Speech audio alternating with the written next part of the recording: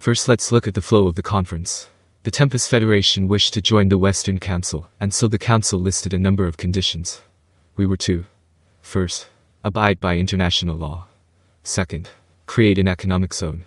Third, provide military force. These were the three main conditions. There was nothing wrong with the first condition. Regardless of the size of the nation in the Council, there was a duty to abide by international law. With that being said, the Council had no authority to actually interfere with the internal affairs of its member states, which was reassuring to know. Every merchant was to abide by the trade laws of the nations they were trading in. If there were any problems, the matter would be settled according to the laws of the aforementioned nation. If the merchants were dissatisfied about the verdict, they could file a complaint at the embassy of their home nations. There, it would be decided whether the issue would be elevated to a national level, or the merchants would just take the losses themselves. It seemed that we had handled the incident during the nation-founding festival pretty well. If it were to develop into a problem on a cross-national level, it would be trialed according to international law. We would need to proceed to the international court to seek a verdict, and there would have to be a third-party nation at the scene. In other words, it would be a matter to be judged by the council.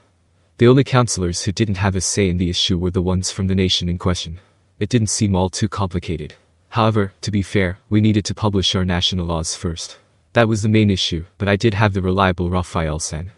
We had gathered information about the laws in different nations, and had a perfect, easily understood outline to act as the foundation of our nation's law. We presented this as well, so there shouldn't be any problems. As for opening the economic circle, that was going to be problematic. The concept of a patent had yet to be introduced to this world. The current trend is that whoever could copy the design the best wins the race. But it was too early to be worrying about something small like advancing the patent industry. If any civilization became too advanced, they would be attacked by the army of heaven. As many as 1,000,000 angels would attack from the sky, ransacking any towns on their way. That's why the Western nations didn't have electricity or gas. There weren't even steam-powered machines. But did that mean everything in this world was inconvenient? That isn't necessarily the case, as we had magic and magic items to compensate for the lack of technology. The level of fashion in this world could rival that of Japan, and even though there weren't too many fresh food ingredients circulating on the market, the techniques of preserving the food were excellent. On the other hand, in terms of buildings, people seemed to utilize magic for some more advanced techniques than the modern world. It might not have been possible to create the castles and other impressive buildings using just modern techniques. And so, people lived satisfied lives with an abundance of food, clothes and residences. Living in the city was surprisingly comfortable. If you had to point out where a problem was, Vesta and Gabel's research publication, Kurobi's gear display, and the Magi train that even the bearded guy representing the kingdom of Lacria knew about, had all been somewhat leaked at this point. It wouldn't even be a surprise if they knew about Yaum and Myron hiring a large labor force. The problem was not with this information being known, but rather the fact that someone was trying to steal our technologies. Correction, it's okay if they were just trying to steal it. But these people were even worse, using the excuse of trading between nations to lay the tracks down in their nation first. You must lead the train to the Duchy of Lacria first. How can you make such a decision so rashly? Rimuru don't know, we at the Republic of Zamond are worthy as allies of the Tempest Federation. Silence. No one is asking the opinion of the nation's representatives. Can't you see that His Majesty Rimuru is troubled by it now? Had the white-bearded counselor not come out to mitigate, the meeting probably wouldn't have been able to continue. It was alright for the market to expand, but I wasn't expecting to suddenly start providing new technologies to everyone. Moreover, if all of the nations were to treat us like a lackey and ask us to do every small favor for them, I had a bad feeling that they would call us for help constantly. It turned out that my earlier worries were not for nothing. Even though, right now I felt quite frustrated, the conference needed to carry on. About the last condition, which was to provide military force, I needed to consider that more carefully. Hinata had already given me the advice, which was why I had re-examined the intelligence provided by Saoi. Someone had tried to exploit our military force in the name of military assistance, which was why we wanted to take the opportunity to do the same. Tempest would have full authority over the Great Jura Forest. They wanted us to act as a deterrent against monsters, which was fine. We were planning to do that anyway, which would be in our interests. As a result of the meeting between Hinata and I, our nation would be in charge of defending the Great Jura Forest, while the Holy Knight Order would defend the deserted land. Our nation would be handling the expenses, so surely the Council would be happy to see that. In order for economic activities to proceed smoothly, the world needed to be peaceful first. There were several nations on guard against the Eastern Empire. To them, our nation's defense was like a lifeline to them. I must be worrying too much. If anything were to happen, our nation would be the one to take the first blow. Based on these considerations, the third condition must be the council trying to exploit us. We could actually use this to our advantage. The big prerequisite was that we would handle the defense of the Great Jura Forest. Smaller nations also hoped for us to use our extra military reserve to defend their nations. Even if the number of monsters near the Great Jura Forest had decreased, there may still be unexpected monster attacks. Some dangerous monsters could even fly from the air. So, a nation couldn't be picky when it came to the national defense budget. You also needed to issue salaries for the patrolling soldiers. Clients had to pay for monster slaying to take place. If the council couldn't respond fast enough, they needed to make up the fee with taxpayer money. Moreover, you could only issue contracts at the Freedom Association after discovering the monsters. So, you could never really be fully prepared. The Western Holy Church only dispatched the Holy Knight Order to nations that recognized their religion of Luminism as their national religion. But they had limited knights, and the amount of area to patrol was very broad. Often, there weren't enough people when needed. That's where we'd come in.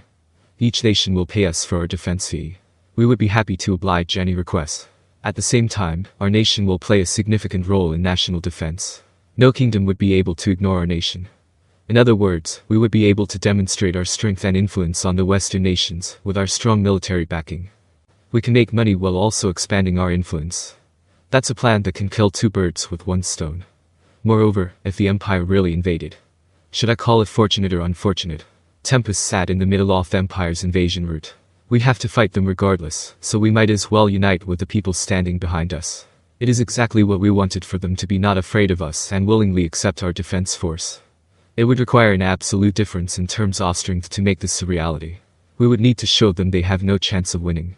Or else, it would be extremely foolish to hand their entire national defense to another nation. If we can't win by resisting, then we might as well use it if we can have everyone think that way. This tactic may actually work.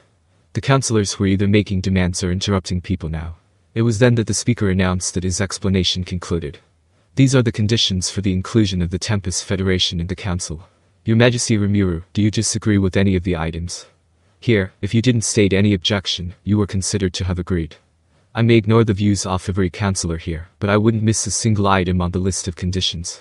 We wanted to exploit the council as well, so it'd be for nothing if we were to be bound by the treaty. Don't you normally draft these things in paper for us to ponder upon? I was quite displeased by this. What should we do if we couldn't give a response right after they demanded an answer? I guess that this was their way of provoking us as well. With that being said, I did have Raphael-san on hand. It would examine everything that was said in detail and use my hands to take notes. How omnipotent. That's why I got to ponder upon all of the items and raise objections. I have reviewed every item in detail, and have drafted doubts as well as alternative plans. If you are willing to accept, we won't have any problem either. I handed over the written document to Benimaru, to which he stood up and passed it to the speaker. The speaker was forced to accept it. What? I mostly agreed to their conditions. However, in order to benefit from their attempts at exploiting me, I changed some of the content. Raphael-san very kindly took a record of the revised draft. Unlike just a mere verbal delivery, you could understand everything even after the whole ordeal. The speaker seemed to have looked down upon us because we were monsters. When he saw that his speech just now had been copied down in ink exactly as he had delivered, his face went pale instantly. Moreover, his expression practically said, "Guess we can't get away with this one." There were even revisions using red ink. No wonder why the speaker was so shocked. But it's all thanks to Raphael-san, not me. Although I did need to act all smug for the occasion. Feel free to speak up if there's any problem. If they don't accept the proposal we raise, we don't have to join the council. I would choose to give up deliberately. After all, there hadn't been enough time, and if the public wouldn't accept us, all we needed to do was to change our policies, and only have in-depth interactions with the nations that recognize us. No, there is no problem. But I hope you may give us some time to discuss Your Majesty Rimuru's proposal. Looks like the speaker is no fool. He realized we were not easy to deal with. But he raised no objections against our proposal. Instead, he decided to examine the document in detail. Didn't you just deny us any time to ponder? Even if I thought so, there was no benefit in us objecting now. So, I decided to accept his demand.